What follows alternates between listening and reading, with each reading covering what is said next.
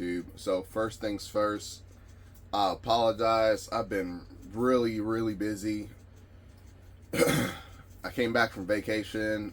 Work was, obviously I had to catch up at work. It was just a lot. So the first week after vacation, I couldn't record anything, couldn't edit anything. I tried to record some egg cuttings, which was pretty simple. It takes about, actually the night I got back, I recorded the first part of my egg cutting video.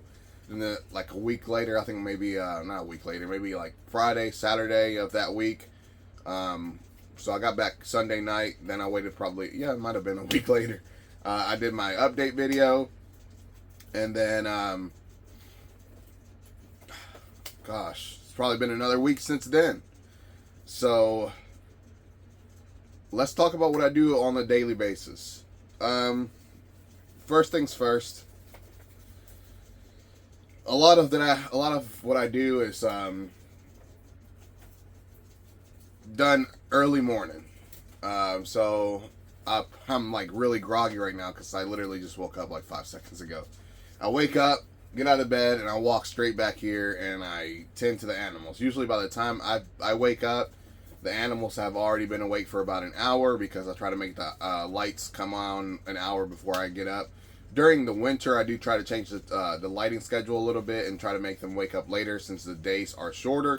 So that is essentially the process in terms of how the day starts. Once I finally get in here, everything that I do is start off with the snakes. I try to feed the snakes on Saturday. Sometimes I'll feed them on Friday if I have to get frozen. Yes, my snakes do eat frozen and live. Most people are like, well, how do you get them to eat both? If your snake is hungry, it'll eat. And it really has to do with the temperature on the rat whenever you're thawing them. So typically what I like to do is once I thaw them out, I will put them in a little bit of hotter water. So I'll dump all the water out, or I'll get new water in a different container, and I'll just start putting them in there for like 5 minutes or so. Usually this water is about 110 degrees, and I'll put them in there for about 5 minutes or so. The water temperature will start dropping because the water temperature they were in before is like 90, 95. So they'll go up in temperature in terms of the rodents, but the water that they're going in will go down in temperature to kind of, even itself out, which will probably end up being like 100 degrees or so. And that's a perfect temperature for a rodent to be fed to a snake. So essentially it has to do a lot with temperature. Now I do have some snakes that don't eat frozen. Probably maybe 5 or 6 snakes that don't eat frozen. So those do have to get fed live. Every once in a while I'll get them to eat a frozen, but most of the time they prefer live. The second thing is, well actually I didn't even say what the first thing is. So it's because I feed them on Saturdays or Fridays, the next day I always have to come in here and check to make sure nobody regurgitated the food. I already know who ate and who didn't eat. Like all 3 of these males up here didn't eat. Everyone down here minus the cinnamon ate. Everyone here minus this one ate. Everyone here ate. Everyone here 8 minus this one. This 2 ate. The hognoses get fed today. All of these snakes ate. All of these snakes ate minus 3. And then I gotta move this entire thing out of the way because right now I'm super cramped in here. I have made a video of this in the past. I'm super cramped in here because this was supposed to be gonna be just for dragons and the feeders. So where the snakes are right now, I was supposed to have feeder roaches. Obviously, I don't have feeder roaches. I do have 2 colonies, but that's nowhere near enough what I need for my animals. So these essentially weren't supposed to be here. It was supposed to be for feeder roaches. I got snakes. Here we are. I got 2 snake racks that are, there's probably like a foot gap in between them just so I can kind of see if there's any issues, if the tubs are not closed all the way, whatever. But essentially there's about a foot gap in between them. And I have to move this entire thing out of the way, check these snakes behind here, and do the same thing. Make sure they didn't regurgitate food. Make sure they're good. Pretty simple. Make sure I'm looking for sheds, because as you can tell, sometimes I pick out the sheds and I save them because I'm going to be shed testing them. Shed testing is a pretty simple process. You take the shed, let it dry out for a day or 2, and then you put it in a Ziploc envelope and you mail it to the shed testing place. All of these shed tests are for pied. This one is possible het pied, so 50%.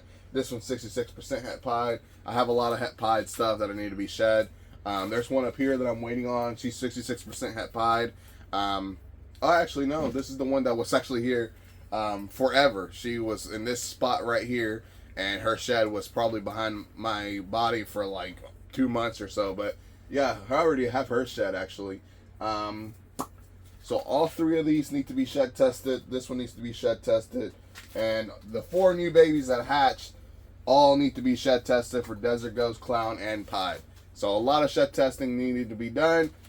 So now I'm waiting for all these sheds. The male out of the clutch already shed his first shed. And I've been told in the past that the first shed is not really a good shed for testing. So I'm just letting him shed out again before I grab that shed and test it. So that's the process with the snakes. The snakes are pretty simple. That's why I kind of like them. I also have this thing, me and this hognose have this thing where it's just love-hate, right? So this hognose here, she likes to hiss at me every time I walk by. And I'm not really sure why. And then I also have this girl here. Oh, she needs a little bit of water. So this is why I walk through and I check. I don't put a lot of water in the hognoses because I don't want them drowning or anything.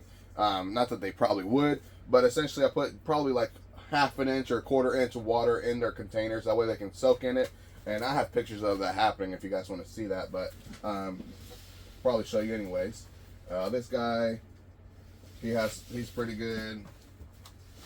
This girl, where are you? Hiding right here. She has a little bit of water. And then this guy, he's ready for food. He's just not telling me. He's right here, and oh, there you go. He got all pissy.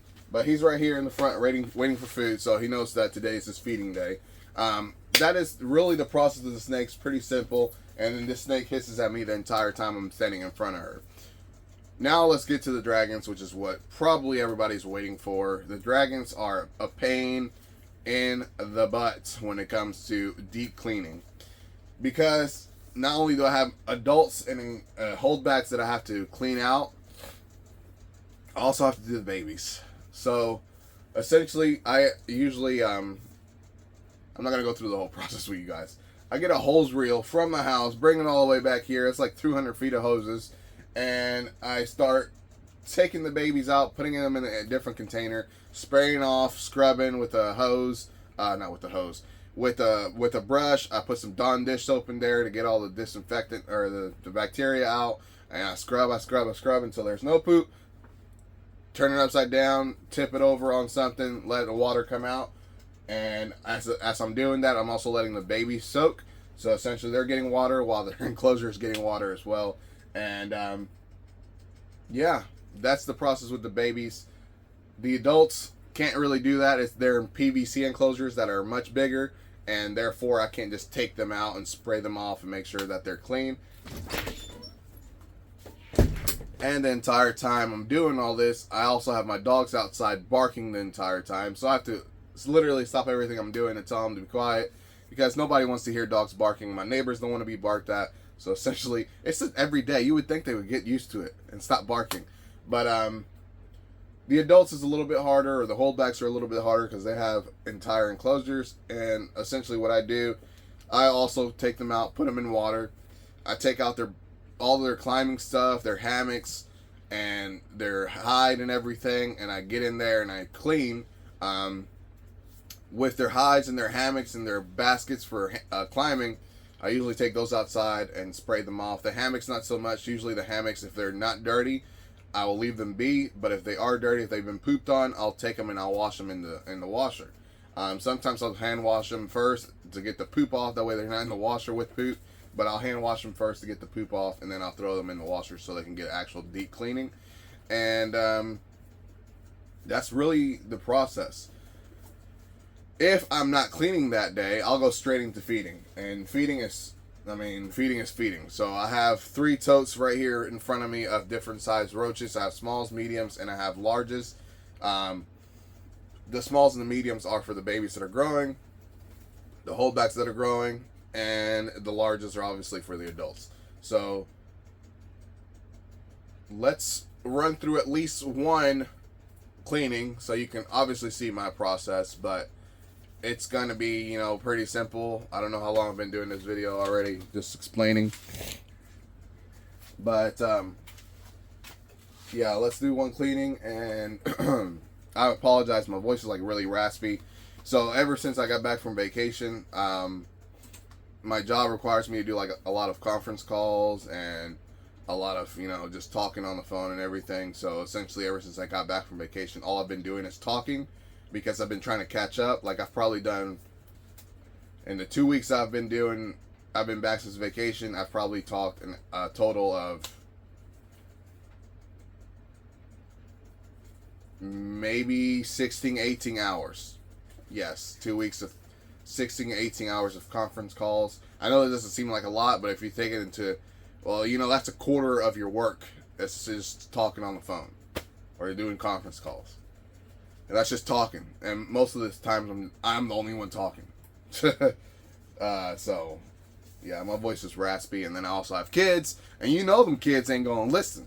So I got to yell every once in a while. I'm just kidding. I do got to yell. Especially outside. They go crazy outside. So I do got to yell to go over their craziness, to go over their volume. So my voice is a little raspy, so I do apologize. So which one are we going to start with? Maya. Let's start with Maya. Get that one out of the way. Yeah, that's a good one. All right, let's do it. So essentially, the first thing you want to do is you want to obviously grab the dragons out of your enclosure and put them in the water. Once you're done with that, what you got to do is you got to obviously get all the stuff out. So the hide, like I said, the hammock, the greens tray, the food bowl, the basking platform, all of that has to come out. And essentially you have to, you know, scrape up all the stuff. So most of this is greens that they scattered everywhere. There's probably going to be some bugs in here somewhere, and essentially probably 1 or 2 poops, depending on if they both poop this week. Now, for some reason, a lot of people like to ask, how many times does a dragon poop? How many times do I have to clean dragon poop? The question is really based off how much you feed your dragon. Baby bearded dragons will poop every single day. Adult bearded dragons poop once a week. Sub-adult bearded dragons can poop twice a week, once a week. It really depends on how much they eat that week. Essentially, the more bugs they get, the more likely they're going to poop that week more than once. But for me, usually it's about once or twice that they poop in a single week.